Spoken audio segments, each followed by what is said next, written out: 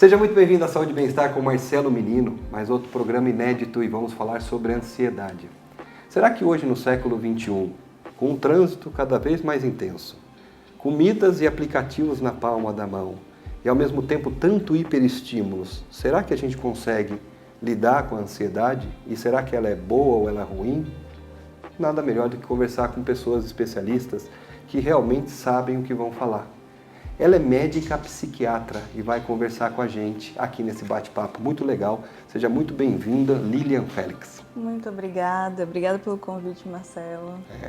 Tá em alta a gente falar sobre ansiedade porque tem o filme novo do Divertidamente. O 2, Divertidamente. Tive o privilégio de assistir com meu filho, minha filha e minha esposa. E aí a gente aprendeu lá sobre ansiedade. Nós vivemos num país ansioso. Se eu não estiver errado, nós estamos no país mais ansioso do mundo. Se não mais chegando perto disso, né? E me fala um pouquinho primeiro, o que é a ansiedade? E se ela é boa ou ruim? Quais são os perigos dela? Então, primeiro vamos definir a ansiedade. Vamos lá. Então, e é por isso que as pessoas têm se identificado tanto com o filme, né? Divertidamente é uma bilheteria líder de bilheteria. Por que é líder de bilheteria? Por que as pessoas vão ao cinema e ficam ansiosas com a saída do filme, né? Por conta da identificação, né? Eu tenho aquilo ali. Né? Você sabe aquilo que você não consegue explicar, que, nossa, eu não consigo fazer com que o outro entenda o que eu estou sentindo, e os pacientes trazem isso. Doutora, você viu o filme? Isso. É aquilo que eu sinto. Então, o meu filho falou, filho, pai, você está ansioso, interessante, pai. Eu falei, né? nós só vamos, filho. A animação conseguiu traduzir muito bem o que é aquela sensação Isso. de ansiedade, e além do pânico, né, que os pacientes têm sofrido.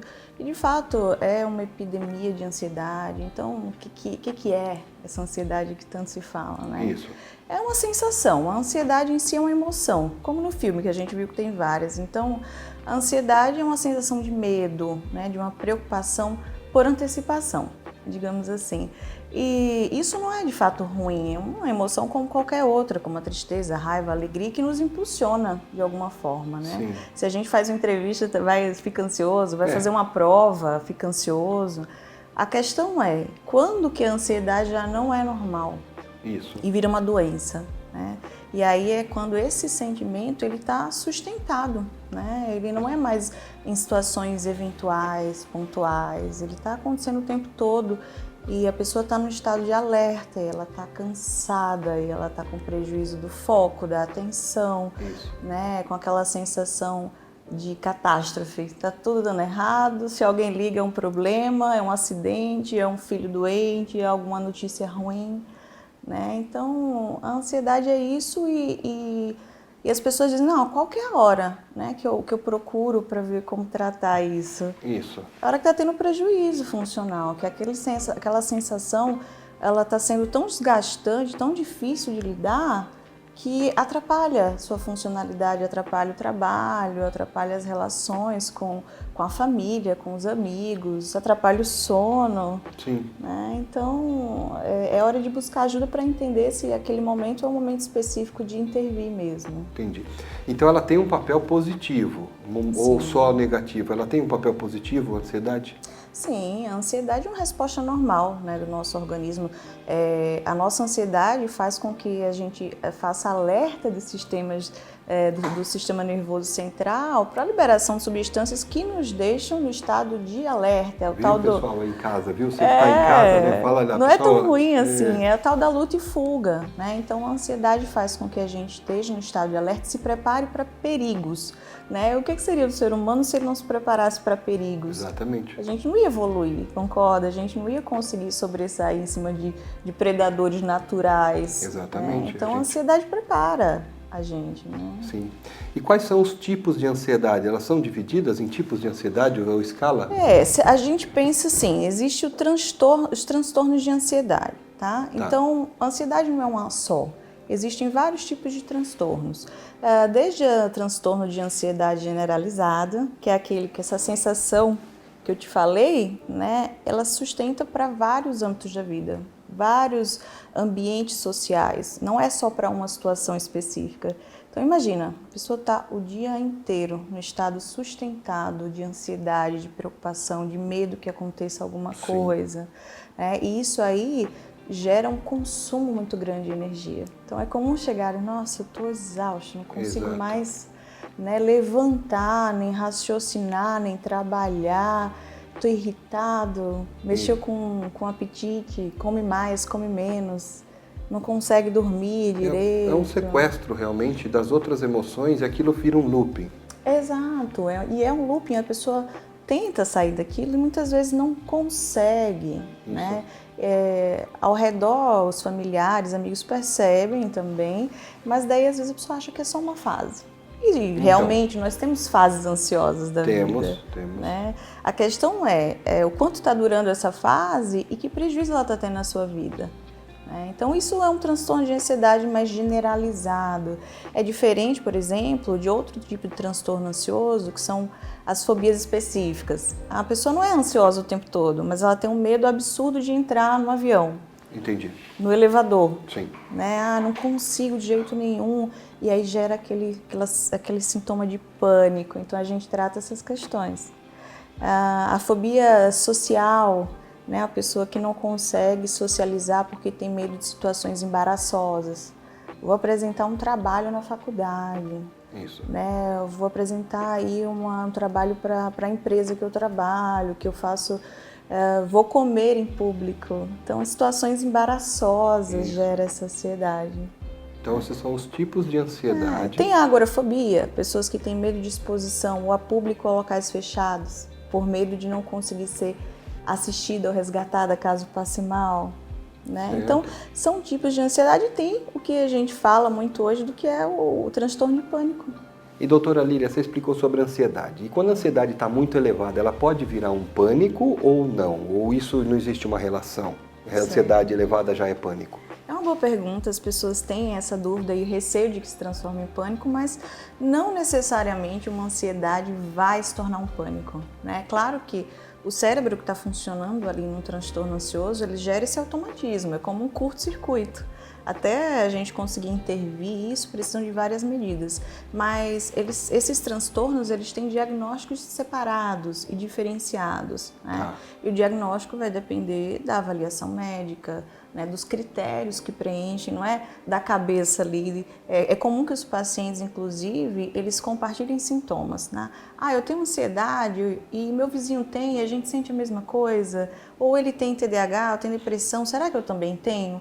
Né? Os transtornos, eles podem ter sintomas semelhantes sem serem iguais. Tá? Entendi. Então, da mesma forma, o pânico ele pode existir isoladamente, sem necessariamente ter o transtorno de ansiedade generalizada ou outros vários transtornos. Né? E o diagnóstico tem a ver com esses critérios, né, que eu falei. O que é o pânico? É esse medo, essa sensação toda que a gente já vem comentando, mas de uma forma súbita. Né? Pode ser esperado, mas na maioria das vezes é de uma forma inesperada mesmo e vem como esse furacão de sensações negativas, ruins, né? Então é comum do paciente dizer, eu tenho uma sensação iminente de morte, parece que eu vou enlouquecer. Sensação iminente de morte. É como se eu fosse enlouquecer, perder o controle. E aí vem palpitações, né? Falta de ar, vertigem ou tontura, a sensação de formigamento nas mãos. É comum do paciente dizer, nossa, eu senti, parece que eu estou num filme, parece que eu estou no espaço e eu não estou reconhecendo mais aquele espaço, que é o que a gente fala da desrealização ou da despersonalização. Nossa, parece que eu não sou eu estou estranho, né? Então, assim, esses episódios são extremamente desgastantes, né? Consomem muita energia do indivíduo, causam muito medo, mas também são autolimitados. Então duram minutos, mas quando a gente está sofrendo, minutos parecem horas. Parece horas, né? Exato, a sensação é de que durou horas mesmo. E aí o paciente, o que eu faço quando eu tiver o pânico, né? E não tem essa receita de bolo, tá? Fala-se muito de técnicas, a contagem, respirações, mas isso é muito individual. Imagina que na hora é tão angustiante que você não tem essa consciência aí tão clara de eu vou fazer tal método. E às vezes é o que eu falo, olha, espera passar, né? E se já tiver em tratamento, usa a medicação corretamente indicada para esses momentos que são SOS, são momentos de resgate. Sim. O grande problema do pânico, Marcelo, é que a pessoa ela tem a apreensão de ter o pânico de novo. Isso.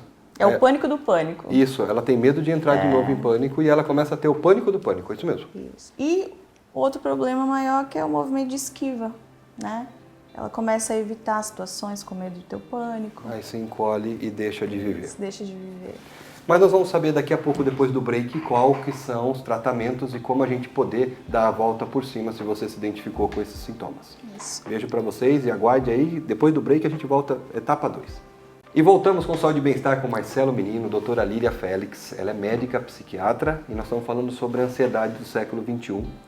E ela deu uma lista aí de sintomas que a gente pode sentir ansiedade, identificar que é ansiedade, e sintomas e sinais que é pânico.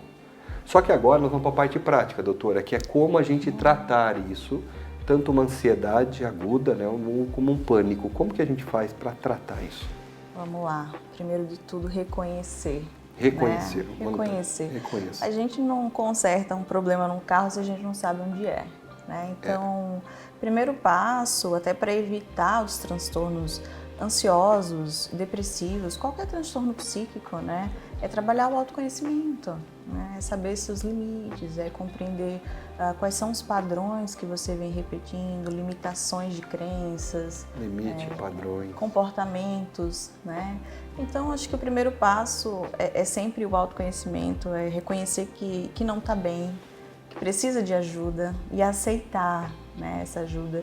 Se algumas pessoas trabalham para ser independentes e ter autonomia, outras precisam trabalhar para se mostrarem vulneráveis. Então, muitas vezes o mundo não está preparado, a gente não está acostumado a lidar com emoções, percepções, né? A gente quer lidar com o concreto. Não à toa, às vezes o paciente diz, doutora, solicita tal exame, porque eu acho que tem alguma alteração na minha cabeça, né? Porque a gente não lida com questões subjetivas, a gente não foi criado para isso. Tanto que a psiquiatria vive aí engatinhando ainda para ser bem reconhecida e as pessoas perceberem a importância da saúde mental, da psicoterapia, da espiritualidade. A gente falou um tempo atrás aí com uma geriatra, ela falou sobre a Blue Zones, né? A importância de se meditar, ter fé e propósito. Isso. Tem outras coisas, mas, por exemplo, meditação, né, é algo que hoje o Ocidente está importando muito isso, ainda nem todo mundo faz. Eu faço essa prática vai fazer uns 10 anos. Excelente. Eu não fazia, achava isso bobeira, achava isso balela. Eu faço Mindfulness, que é uma das que eu mais gosto. Aí aprendi sobre MDR, Brain Spotting, mas eu faço porque eu vi que isso realmente... Eu sou bioquímico. A gente vê a mudança no cortisol. Exatamente. E a gente percebe mudanças de exercício, coisa de posicionamento, aumento de testosterona. A gente consegue perceber que isso está interligado. Então você não pode ignorar fatos. Né? E a gente tem a tendência de achar que a mente, por ser subjetiva, é mágico, é fantasioso, não é palpável. Né? Então o que não é palpável não merece atenção. E os sintomas, eles são a fase final do adoecimento, porque antes de vir o sintoma, você tem algumas outras alterações, a dificuldade do enfrentamento de circunstâncias, e os pensamentos geram alterações que você, como bioquímico, sabe, né? Cortisol, liberação de adrenalina, que é o que faz a gente ter vasoconstricção das mãos, ficar com as mãos geladas, ter formigamento, né? Ou por conta da tensão muscular que está sendo gerada ali na ansiedade, você respira de forma curta e você hiperventila, dá tontura. Então, isso é sentido, porque nós somos uma coisa só, né? Por mais que a gente trate especialidades, cada um num canto, o ser humano ele é uma coisa só e responde pelo corpo todo. Entendi. E aí eu trato isso como? Porque tratamento para isso, né? Como que eu posso tirar um paciente num quadro de pânico e ansiedade e trazê-lo ele dentro de um espectro assim de normalidade? Não sei se a palavra é essa, porque na realidade cada um tem as suas variações, né? Claro. Todos têm seus níveis de estresse, mas existe o tolerado por mim e o tolerado por você. Isso. Existe como eu reajo a uma determinada pressão e você na mesma pressão reage de uma forma diferente. Mas você disse, a primeira coisa é reconhecer seus limites, seus padrões, seus comportamentos e ter a autoconsciência de procurar ajuda. Isso. E aí eu procuro ajuda. Como é que eu trato isso? Como é que a doutora trata? E aí vamos lá. O que eu converso com todos os meus pacientes, a gente não tem a presunção de tratar toda essa questão subjetiva que é a mente, linda e um mundo à parte que é a mente, só com medicação, né? Então, a medicação vai entrar sim, quando necessária. Nem todos os pacientes que vão na avaliação psiquiátrica inicial precisam do remédio. Às vezes eu encaminho até direto na terapia e depois de um tempo, se aquilo persistir, né, vem e volta comigo. Mas se tem toda essa desordem aí, precisa da medicação, a gente inicia a medicação e precisa da dose correta, A dose também, da né? medicação que se adapta a cada indivíduo, e esse perfil de medicação vai depender de quais são os sintomas daquela pessoa, das consultas, né, que devem ser regulares para ver como que está indo, se melhorou, se adaptou, se teve resposta, mas ainda tem que existem alguns sintomas persistentes, residuais. Além disso, que isso aí seria a parte mais médica mesmo, né? Precisa de psicoterapia, né? Acompanhamento psicológico. Ah, doutora, qual linha? Eu particularmente não acredito que exista uma linha melhor que outra. Acho que cada um serve para um tipo específico de paciente. Então, Isso. né, existem a mais conhecida, que é a TCC, que é a terapia cognitivo-comportamental, a psicanálise, que é uma da parte da minha formação e que sou suspeita porque eu gosto muito. Existem as integrativas, humanísticas. Então, estar em terapia, mas com bons profissionais que possam ajudar. Sim. E além disso, atividade física, né, que eu sempre falo, não é algo a mais, é parte do tratamento. Devia ter pílula de atividade física. Porque ajuda a regular os neurotransmissores, ajuda a aliviar as tensões físicas, musculares, regulariza melhor o sono, as desordens alimentares que possam coexistir aí com os transtornos. É impressionante. Eu gravei 52 episódios no ano, mais uns 4 agora, 56 episódios. Eu acho que em todos os casos, se não foi, faltou pouquíssimos, que a gente podia estar falando, sei lá, de qualquer assunto. Tinha atividade física.